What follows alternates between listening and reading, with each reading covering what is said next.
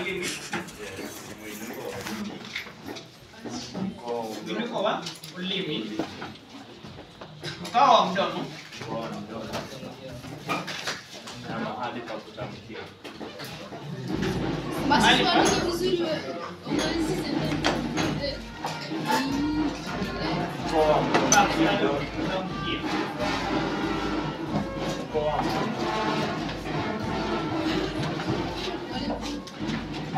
Haya, mkao wa mdomo ni vile una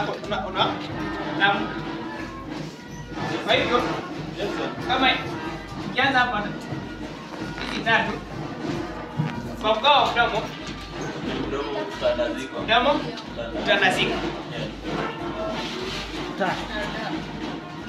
Inakaa hivi utanazika. Alafu hizi ya pili, hizi zingine mbili mdomo vilimbo. Umeelewa? Kwa hivyo hii yote imetokana na hivi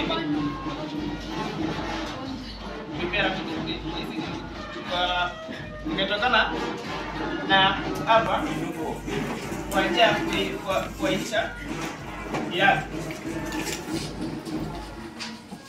yada mwinuko wa ulimi.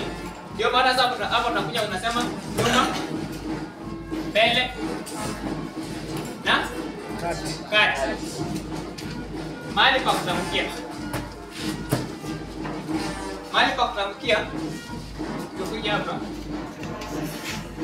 Hizi unavyo na hii ni ulimi sasa. Kuna hapa ni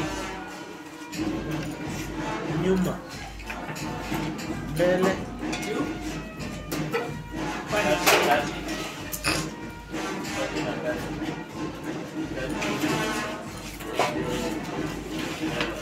Mbele kati. Nyuma kati.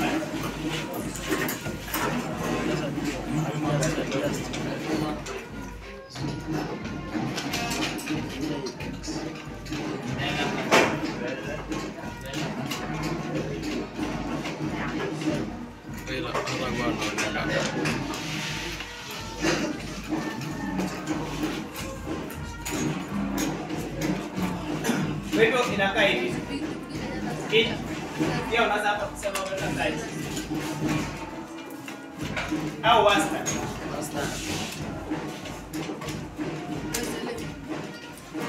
Waya mpaka hapo. Kwa hivyo ukija kama kwa mfano irabu A. Unasema ni irabu ya pende kati.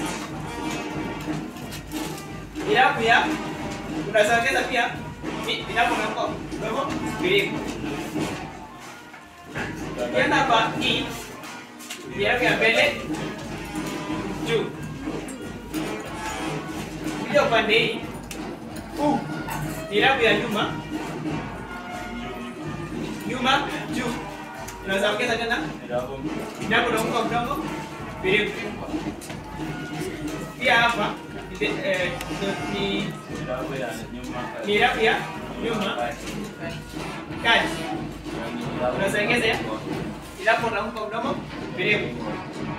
Irabu ya A ni irabu ya chini kati au wastani. Na irabu na mko mdomo vilimbo. Correct.